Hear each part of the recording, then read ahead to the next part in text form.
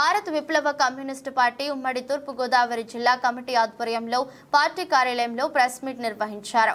ఈ సందర్భంగా పార్టీ రాష్ట్ర కార్యదర్శి రంభాల సతీష్ మీడియా సమావేశంలో మాట్లాడుతూ సంవత్సరాలు గడుస్తున్నా ప్రభుత్వాలు మారినా పోర్టు పరిశ్రమల్లో పనిచేస్తున్న కాంట్రాక్టు కార్మికుల సమస్యలు ఎక్కడ పరిష్కారం కావడం లేదని, యాజమాన్యం కాంట్రాక్టర్ల దోపిడీకి గురవుతున్న కార్మిక శాఖ అధికారులు నిమ్మకు నీరెత్తినట్లు వివరిస్తున్నారని, ఎన్ఎఫ్సిఎల్ పరిశ్రమను వెంటనే తెరిపించాలని, రాక్ సిరామిక్స్ అక్రమంగా తొలగించిన కార్మికులను వెంటనే విధుల్లోకి తీసుకోవాలని, పోర్టులో 12 గంటల పని విధానాన్ని రద్దు చేసి 8 గంటల పని విధానాన్ని అమలు చేయాలని, కాంట్రాక్ట్ కార్మికులకు ఈఎస్ఐ PF తో పాటు కార్మిక చట్టాలు అమలయ్యేలా చూడాలని, వారికి ఉద్యోగ భద్రత కల్పించాలని, 14 సంవత్సరాలు దాటుతున్నా ఇంకా కాంట్రాక్ట్ కార్మికులకు బేసిక్ పెంచకపోవడం దారుణమని, కాంట్రాక్ట్ పద్ధతిని రద్దు చేసి శాశ్వత ఉద్యోగాలు కల్పించాలని డిమాండ్ చేస్తూ తదితర డిమాండ్ల సాధనకై జూలై 10, 2024న కాకినాడ పోర్టు పరిశ్రమలలో పనిచేస్తున్న కాంట్రాక్ట్ కార్మికులు అందరూ స్వచ్ఛందంగా పాల్గొనాలని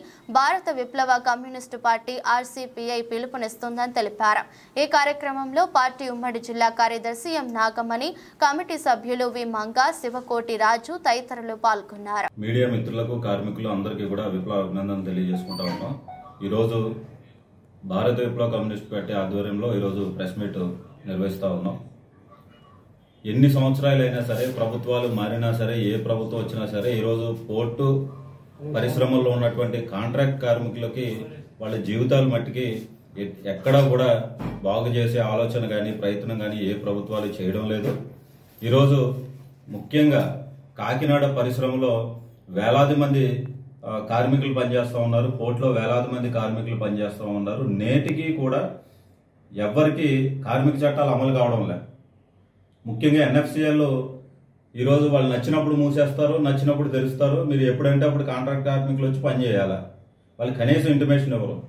ఇప్పటికీ గ్రీన్కో కంపెనీ యాజమాన్యం టేక్ ఓవర్ చేసిన తర్వాత ఇప్పుడు దాదాపుగా 4 రోజుల నుంచి కూడా ఆ పరిశ్రమ తెరవడం లేదు. మేము ప్రధానంగా డిమాండ్ చేసేది ఏంటంటే NFCL పరిశ్రమను తెరవాలి. అలాగే రాక్ సిరామిక్స్ లో ఉన్నటువంటి ఉద్యోగులు, కార్మికుల్ని చాలా మందిని తొలగించి రోడ్ల మీదకి తెచ్చిన పరిస్థితి ఈరోజు రాక్ సిరామిక్స్ లో ఉంది. వాళ్ళని కూడా వెంటనే తీసుకోవాలి. అలాగే పోర్టులో చూసుకుంటే 12 గంటల పని విధానాన్ని అమలు చేస్తూ ఉన్నారు. ఎందుకంటే 100 కోట్ల పెట్టి ESI ఆసుపత్రి కట్టారు. ఎవరికి ఉపయోగం? ఈ రోజున కాకినాడలో ఒక కాంట్రాక్ట్ కార్మికుడు ఏమన్నా దెబ్బ తగిలి ఏదన్నా చేస్తే వాడిని రాజమండ్రికి రెఫరల్ పంపించి అక్కడ ట్రీట్మెంట్ చేసి అక్కడ అవ్వకపోతే మళ్ళీ కాకినాడ పంపిస్తా ఉన్నారు. 100 పడకలు ESI ఆసుపత్రి ఏమో ఖాళీగా ఉంది, నిరుపయోగంగా ఉంది.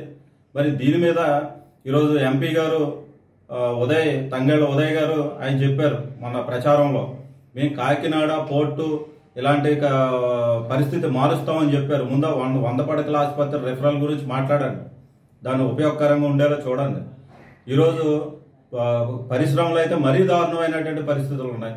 ఎవరైతే అధికారంలోకి వస్తారో వాళ్ళు యాజమాన్యాలకు ఫోన్ చేసి మా కాంట్రాక్ట్ కావాలి, మా కాంట్రాక్ట్ కావాలని అనుభవం లేని కాంట్రాక్టులకి ఈరోజు కాంట్రాక్టులు ఇచ్చి కాంట్రాక్ట్ కార్మికులు నడ్డు విరుస్తూ ఉన్నారు. ఈరోజు అసలు వాళ్ళకి PF ESI అడ్మినిస్ట్రేషన్ ఎలా కట్టాలో రాదు. కొత్త కాంట్రాక్టర్కి ఆడేమో తక్కువ రేట్లకి వేసేస్తారు. ఆల్రెడీ ₹1.20 ఇస్తుంటే మీ 80 పైసలు చేసేస్తాం అని చెప్పి కాంట్రాక్ట్లు వేయడం, వాళ్ళు ఏమో వచ్చి కార్మికులను నెత్తి మీద కూర్చోవడం. ఈ వ్యవస్థ మారాలి. కాంట్రాక్ట్ కార్మికుల సత్తా ఏంటో మేము జూలై 10వ తారీఖున భారత విప్లవ కమ్యూనిస్ట్ పార్టీ కాకినాడ పోర్టు పరిశ్రమ బంద్కు పిలిపిస్తా ఉన్నాం. జూలై 10ని బంద్ను జయప్రదం చేయాలని చెప్పేసి కాంట్రాక్ట్ కార్మికులందరూ కూడా నడుం బిగించి స్వచ్ఛందంగా పాల్గొనాలని చెప్పేసి మేము చూపిస్తున్నాం. మేము ఖచ్చితంగా తక్కువ అంచనా వేస్తే వేసుకోండి. జూలై 10వ తారీఖున మీ బంద్ని జయప్రదం చేసి మేము మా యొక్క డిమాండ్లు సాధించుకుంటాం, ఈ పోరాటాన్ని కొనసాగిస్తామని చెప్పేసి మేము చెప్పదలుచుకున్నాం. ఖచ్చితంగా నా పేరు రంభాల సతీష్, భారత విప్లవ కమ్యూనిస్ట్ పార్టీ రాష్ట్ర కార్యదర్శి.